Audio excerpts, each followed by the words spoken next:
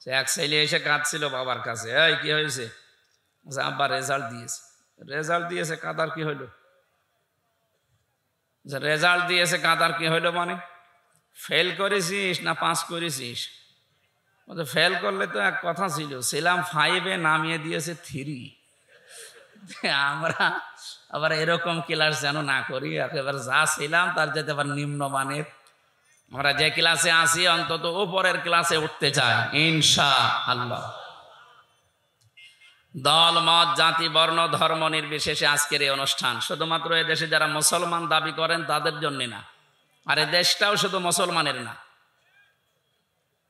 যদিও majority minority এই শব্দ নিয়ে আজ অনেকে রাজনীতি করেছে এতদিন, এখনো অনেকে চালাচ্ছে, না, এই শব্দটা ভুল। এই দেশে যে জন্ম নেবে সে দেশের বৈধ এবং গর্বিত নাগরিক। কথা বলেন না কেন? এ দেশের প্রতি আমার যেমন দরদ আছে, অধিকার আছে, অন্য ধর্মে যারা আছে তাদেরও ঠিক ওই রকম হক আছে, অধিকার আছে, আরো তাদের হক বেশি।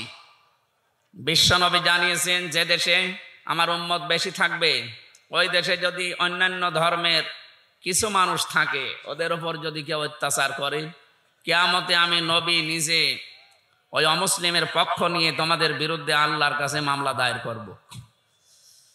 এই শব্দটা আমাদের দেশের জন্য যদিও প্রযোজ্য না, কারণ আবহমান কাল থেকে বাংলাদেশের সংখ্যালঘু নির্যাতন হয়েছে, এর প্রমাণ নেই। যদি কেউ করে থাকে, যারা দায়িত্বে ছিল এতদিন তারা করেছে।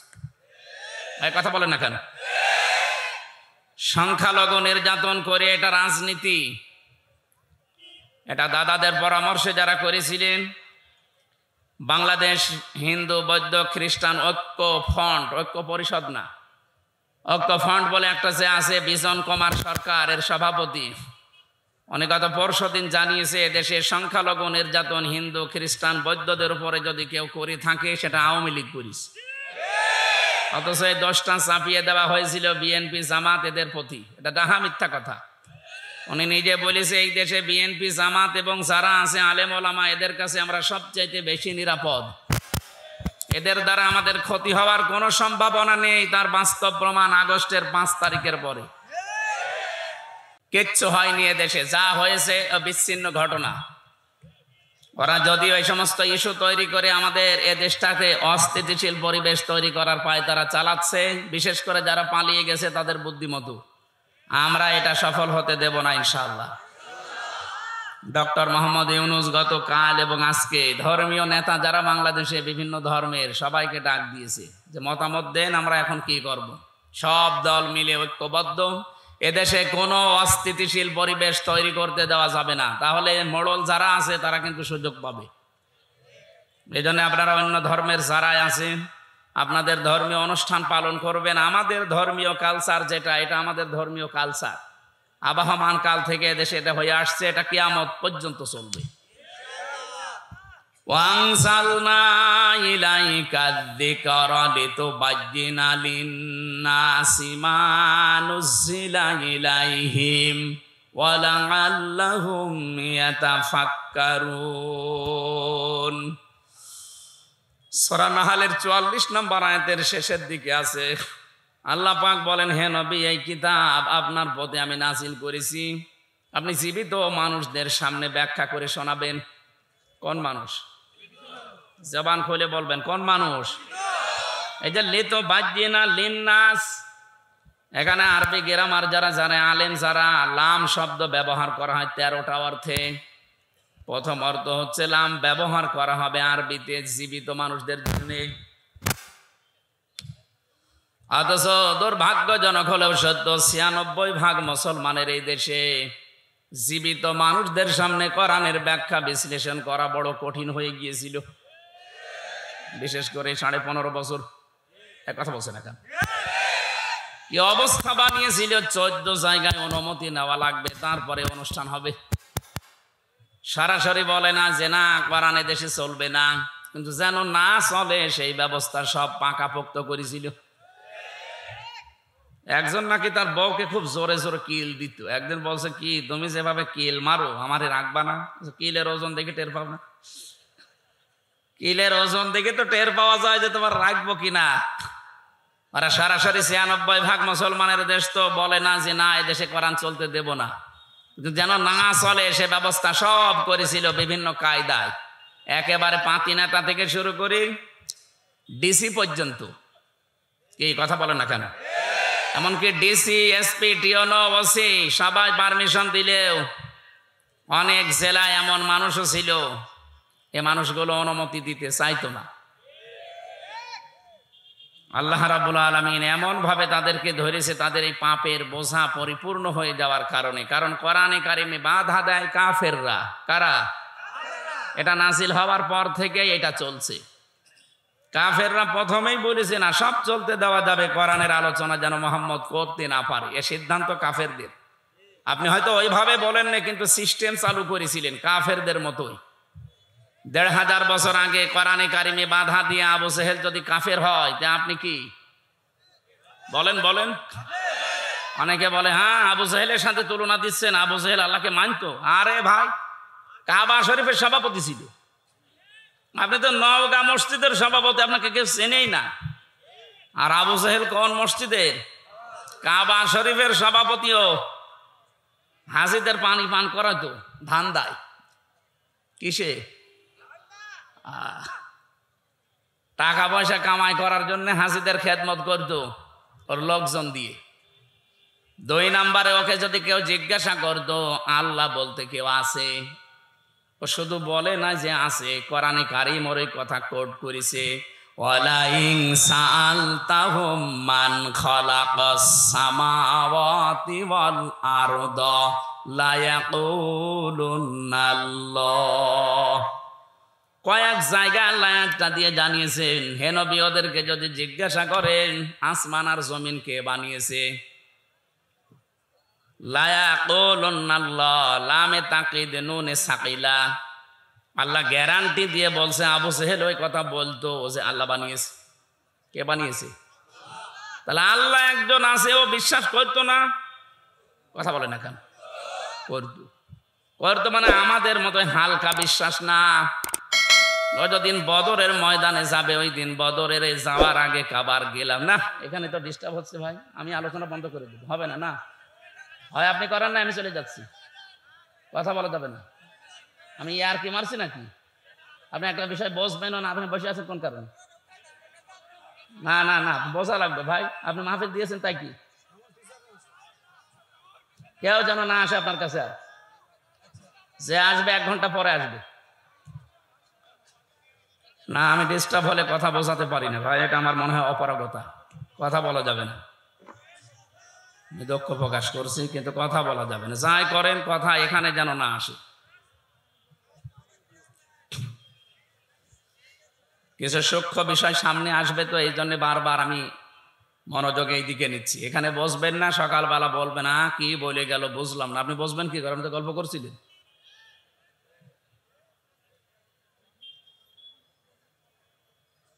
এখান থেকে 2-3টা প্রশ্ন আসবে সামনে, আপনাকে জবাব দেওয়া লাগবে। আপনি গল্প করেন আর যাই করেন জবাব দেওয়া লাগবে। বিশ্ববিদ্যালয়ে যারা ক্লাস নেয় 45 মিনিট ক্লাস নেওয়ার পরে 10টা প্রশ্ন করে। আপনি আন্দাজে একটা লেকচার দিতে হলে 40-45 ঘন্টা পড়াশোনা করা লাগে ওই বিষয়ের উপরে, বিশেষ করে ভার্সিটি যারা ক্লাস নেয়। আপনি 40-45 মিনিট ক্লাস নিয়ে 10টা প্রশ্নের যদি জবাব দিতে না পারেন, তো স্যারের বকবক করা শেষ আর আপনার শোনাও শেষ। আমরা ওইভাবে 5 ঘন্টা কথাও বলতে পারি না, আর আমার বলারও দরকারও নেই। আমি আধা ঘন্টা বলবো, কিন্তু এখান থেকে যেন 5টা বিষয় বাড়ি নিয়ে যাওয়া যায়। কারণ এটা ক্লাস চলছে, একটা কি চলছে, ক্লাসের মতোই থাকা লাগবে, একেবারে নিস্তব্ধ হয়ে যাবে।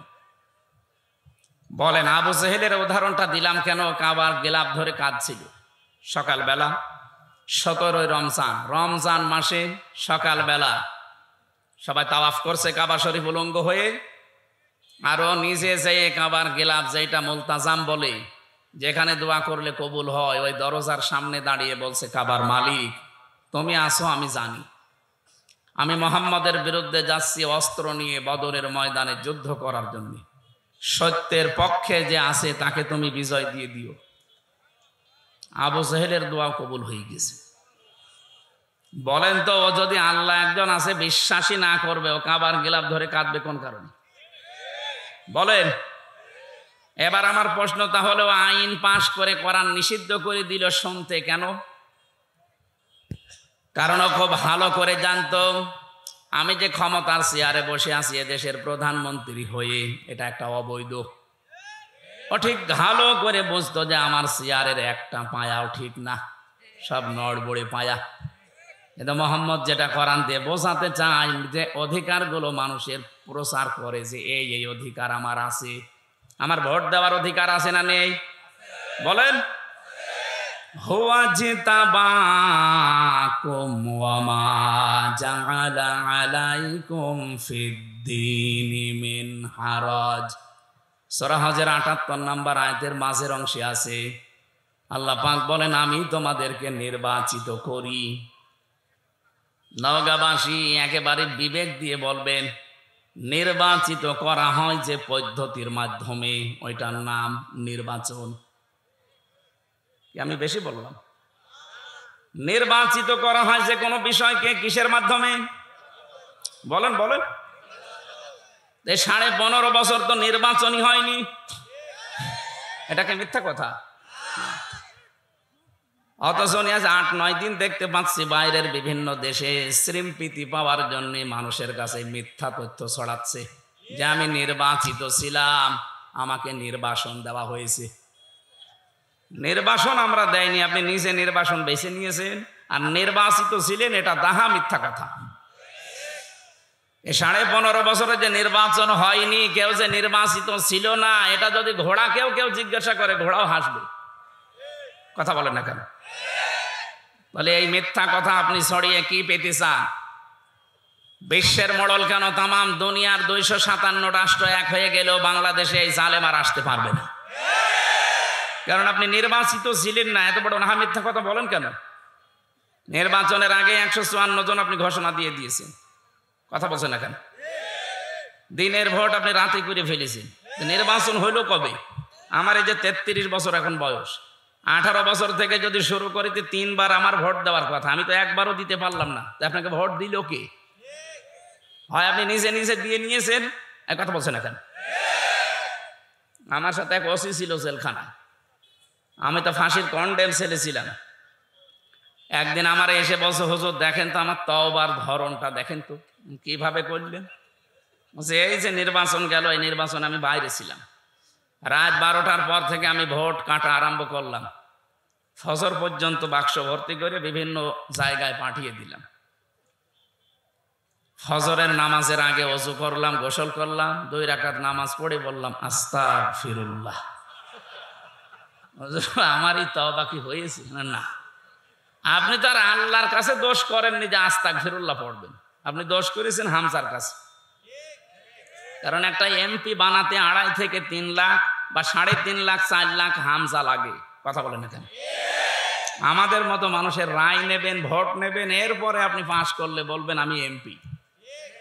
তা আপনি তো একাই 3.5 লাখ সব শেষ করে ফেললেন, আর এখন আপনি আস্তাগফিরুল্লাহ পড়েন আল্লাহর কাছে। আপনি কি আল্লাহর কাছে দোষ করেছেন? আমার মতো 3.5 লাখ 4 লাখ হামজা যদি আপনাকে বলে ঠিক আছে যান ওসি সাহেব মাফ করে দিলাম, তাহলে আপনি মাপ পাবেন। 2 নম্বরে ভয়ঙ্কর বিষয়, আপনি যতদিন জেলে আছেন এই কয় বছরের ভেতরে অনেক হামজা মরে গেছে। কথা বলেন এখন, আপনি তাদের কাছে মাফ চাবেন কি করে?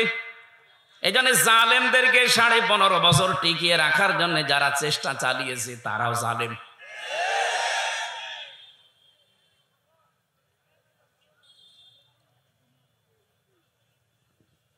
বলেন তো ওসি সাহেবের যে তওবার ধরন বললো, ওকে তওবা বলে নাই আর কি বলে?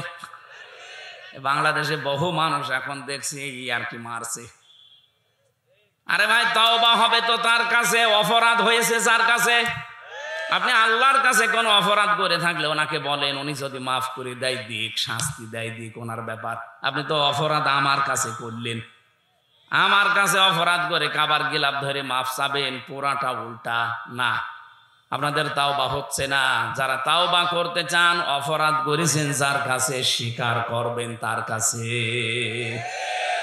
এইটা বাংলাদেশে যদি চালু হয়, পরবর্তীতে যারা চেয়ারে বসবে ওরা আর অন্যায় করার সাহস পাবে না, কারণ অপরাধ যার কাছে, স্বীকার করা লাগবে তার কাছে।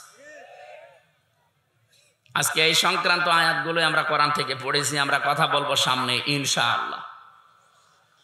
আবু জেহেলের কথা বলছিলাম, এই লোকটা বেশ ভালোভাবে জানতো আমি যে চেয়ারে বসে আছি এ তো জোর করে আছি।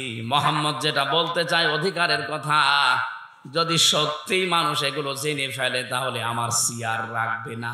এই জন্য মোহাম্মদের কোরআন এটা বন্ধ করা দরকার। ১৫০০ বছর পর নব্য আবু জেহেল যারা, তারা জাতে মাতাল হলেও তাহলে ঠিক ছিল। ওরাও বুঝেছিল আমাদের যে চেয়ার, এ চেয়ার তো বৈধ না। কথা বলেন না কেন? এই জন্য এই ১৫ বছরের ভেতরে যারা নির্বাচনের মাধ্যমে প্রহসন করে এমপি, মন্ত্রী, মেয়র, সাবেক উপজেলা চেয়ারম্যানের নিচে লিখে দেন, আপনি লিখবেন না। কারণ আপনি সাবেক উপজেলা চেয়ারম্যান, সাবেক মেয়র, সাবেক এমপি, সাবেক মন্ত্রী, এটা অবৈধ। আপনাকে কে ভোট দিয়েছে যে আপনি এটা লেখেন? হ্যাঁ, আপনি একটু বেশি করে লিখতে পারেন যে সাবেক চোর, এটা লেখা যায়। কারণ আপনি চুরি করেছেন, আপনি লিখে দেবেন যে আমি চোর। তো বর্তমান তো চুরি করছেন না, সাবেক, এই জন্য সাবেক চোর বা সাবেক ডাকাত লিখে দেবেন। এই কথা বলছেন না কেন? আর ৮ সাল থেকে ২৪ সাল পর্যন্ত যত কিছু নিয়েছেন রাষ্ট্রের কাছ থেকে, এগুলো সব ফেরত দেওয়া লাগবে। কারণ আপনি অবৈধ জিনিস বৈধ করার জন্য এগুলো ফেরত দিয়ে জনগণের কাছে বলেন যে আমাদের ভুল হয়ে গেছে। এটা যতদিন না বলবেন ততদিন আপনি এই দেশের বৈধ নাগরিক না। বহু মানুষের অধিকার নষ্ট করেছেন, আগে ফেরত দেবেন। আমার ভাইরা, এই যে মানুষগুলো এতদিন পর্যন্ত যারা বুঝেছিল যে আমির হামজা কোরআন দিয়ে যা বলতে চাই, এ তো আমার চেয়ারে ধাক্কা লাগে, ওই তখন আস্তে করে বলে যে না, ওরে আসতে দেওয়া যাবে না, ও রাজনৈতিক কথা বলে, ওরে শয়তান। আমার মনে হয় যারা এই 15.5 বছরে আমার এই কথা বলতে দেয়নি, নবীজি যদি এসে এখন কোরআন প্রচার করতো, নবীকেও বলতে নবী রাজনীতি করে। কথা বলে না কেন? এই জন্য কোরআনের প্রথম আয়াত এইটা। রব্বুল আলামিন বলেন, এমন একটা কিতাব আপনাকে আমি দিয়েছি, আপনি মরা মানুষকে শোনাবেন না, শোনাবেন জীবিত মানুষদের। অথচ জীবিত মানুষদের কোরআন শোনানো এমন কঠিন অবস্থা হয়ে দাঁড়িয়েছিল, যারা আমাদের বাধা দিত, ওই লোকের বাবা মারা যাক, আমারে ডাক দিয়ে বলবে হুজুর কোরআন পড়িয়ে দিন। এক কথা বলছে না কেন? ওর বাবা মরে গেলে আমারে বলবে কোরআন পড়িয়ে দিন, অথচ জিন্দা অবস্থায় পড়ার দরকার ছিল। এখন তো মরে গেছে, এখন পড়ে করবো কি? ওর আযাব আরো বাড়বে। কারণ সে আয়াতি পড়বো একটাও তোর জীবনে ছিল না। কি আপনার বাবা এমন বাবা যে আপনার নামে সব ভালো ভালো জমিগুলো, দোকানগুলো লিখে দিয়েছে, আর আপনার বোনের নামে বলেছে তোর নামে দোয়া করে দিলাম। এখন আমি যদি পড়ি ইউসিকুমুল্লাহু ফি আওলাদিকুম লিয-যাকারি মিসলু হাযযিল উনসায়াইন। হে পৃথিবীর বাবারা, সন্তান যাদের আছে, এক ছেলে যা পাবে 2 মেয়ে তাই পাবে। বন্টন নীতিকার। আপনি তো বন্টন নীতি মানেননি দুনিয়ায়, আমারে নিয়ে কোরআন পড়ালে আপনার আযাব আরো বাড়বে। আমি কথা বোঝাতে পেরেছি? এই জন্য কোরআন বোঝানো লাগবে। মরা মানুষকে না, চিন্তা মানুষকে। আমাদের দায়িত্ব এইটা, এটা আমাদের কালচার। এই জন্য আমরা জীবিত মানুষদেরকে বোঝাই। এখন যারা শুনতে আসে এদের দায়িত্ব কি? আয়াতের পরের শব্দে আল্লাহ জানিয়েছেন ওয়ালাআল্লাহুম ইয়াতাফাক্কারুন। হে নবী, যারা শুনতে আসে ওদের দায়িত্ব হচ্ছে ওই কথাগুলো শোনার পরে বাড়ি যেয়ে যেন চিন্তা ভাবনা করে। তাহলে আমার দায়িত্ব সঠিকভাবে জীবিত মানুষদের সামনে ব্যাখ্যা করা, আর আপনার দায়িত্ব এটা শোনার পরে বাড়ি যেয়ে চিন্তা ভাবনা করা। করবেন তো?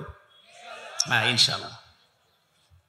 এই কোরআন, এজন্য আমি বলছিলাম আমাদের শুধু একা না, হাযা বায়ানুল লিন্নাস। মানুষ পদবাচ্চে যারা বিবেচিত, সবার জন্য আজকের এই অনুষ্ঠান। আমরা সবাই এখন দল মত জাতি নেই, সব এখন এক। কথা বলেন না কেন? ইসকনের যে নাম শুনছিলেন মুয়াজ্জেম ভাইয়ের কাছে, আসলে ইসকন এটা হিন্দুদের খোদ সংগঠন না। এই সংগঠনের আসল যারা দায়িত্বে আছে, যারা প্রতিষ্ঠাতা, ওই যে প্রভুপাদ, এই লোকটা একটা খ্রিস্টান। এই লোকটা ইহুদি জাতিতে কিন্তু পড়াশোনা করে সে খ্রিস্টান চার্চে একটা আলাদা নিয়ম নীতি বানিয়ে হিন্দুদের বদনাম করার জন্য উগ্রভাবে এটাকে উপস্থাপন করেছে। এই জন্য হিন্দুদের শুধু একা দোষ না।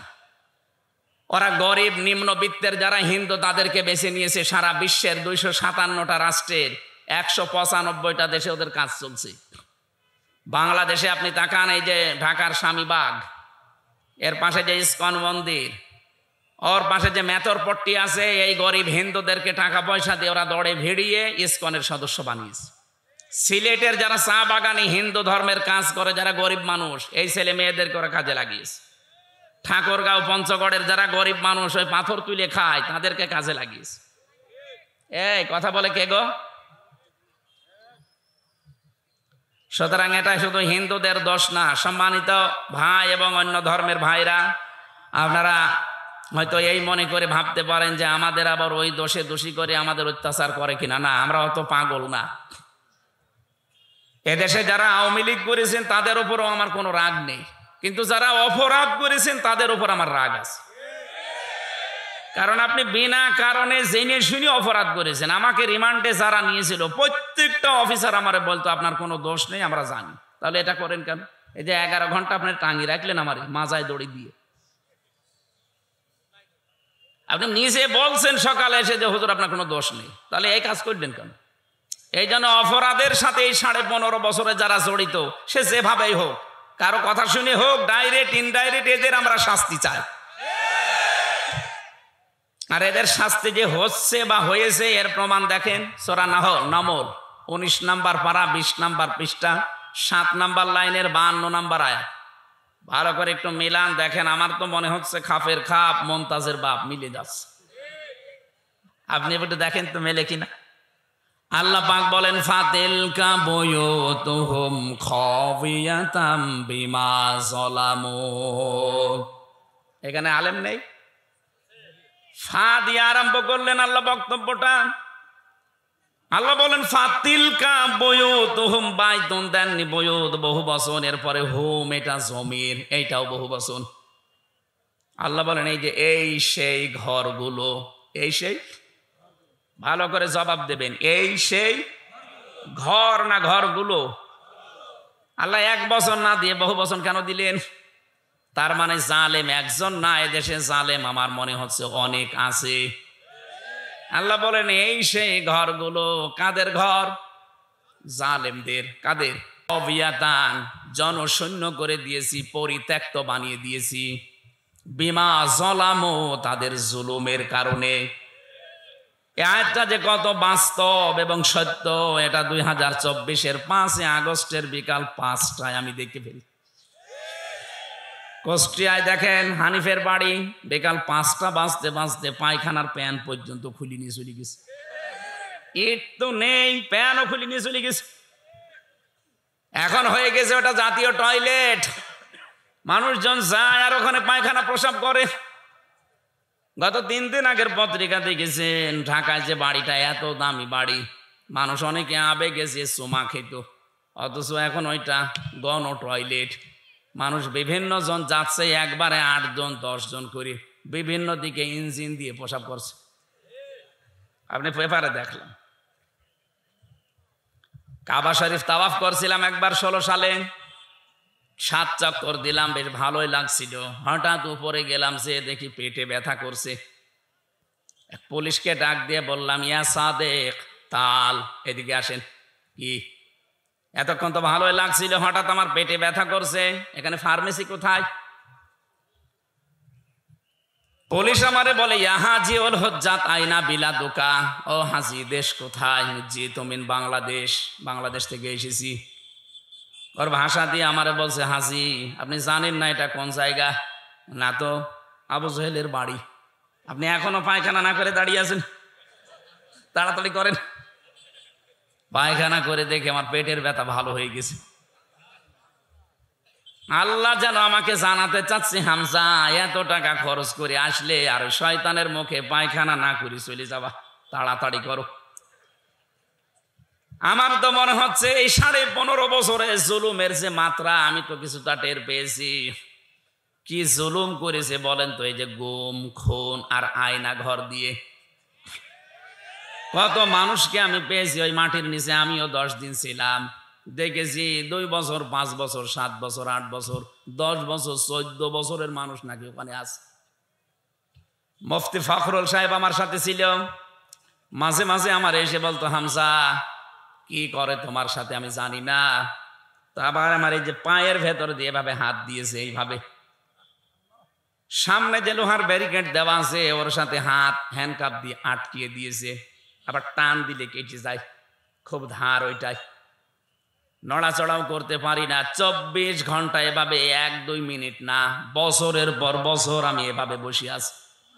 এই যে শুয়ে থাকা, এটা যে কত বড় নিয়ামত এখন আমি টের পাচ্ছি। 1.5 থেকে 2 মিনিট মাত্র সময় দিত টয়লেট করার জন্যে। সকালে কয়েকটা পচা ছোলা দিত, দুপুর বেলায় 1 মুঠ ভাত দিত, তাও মনে হচ্ছে কেউ মাখিয়ে দিয়েছে। এত বড় বড় নখ হয়ে গেছে কারো কারো, চুল দাড়ি গোপ দেখলে মনে হচ্ছে জঙ্গল থেকে বেরিয়ে আসতেছে। এত কঠিন পরিস্থিতি, আমি তো তাও কঠিন জায়গায় ছিলাম না, আমি তো নর্মাল জায়গায়। শুনেছি এর চাইতেও ভয়ঙ্কর জায়গা ওর ভেতরে আরো আছে, বিশাল সুড়ঙ্গ করে, তাও এটা ডিবি অফিসে। আর যেটা মিলিটারিরা চালায়, যেটা আর্মিরা, ওটা আরো কঠিন। ওখানে কেউ 8 বছর 10 বছর 14 বছর পড়ে আছে, কেউ দুনিয়ায় জানেই না। এই নখ দিয়ে দেওয়ালের সাথে খসিয়ে খসিয়ে লিখে রাখে কাটা কাটা অক্ষরে যে ভাই কেউ যদি বাইরে যেতে পারেন এই নাম্বারটা জানাবেন যে আমি বেঁচে আছি।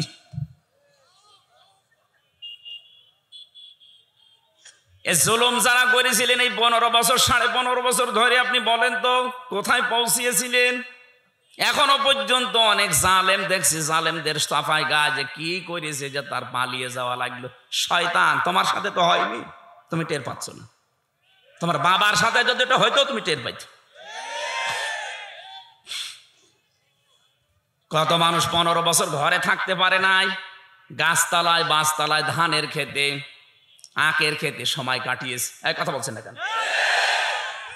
কিচ্ছু জানে না, ভালো মানুষ ঘরে ঘুমিয়ে আছে, ঘুম থেকে উঠে দেখছে হাজত খানায়। কি গো তুই গাছ কেটেছিস?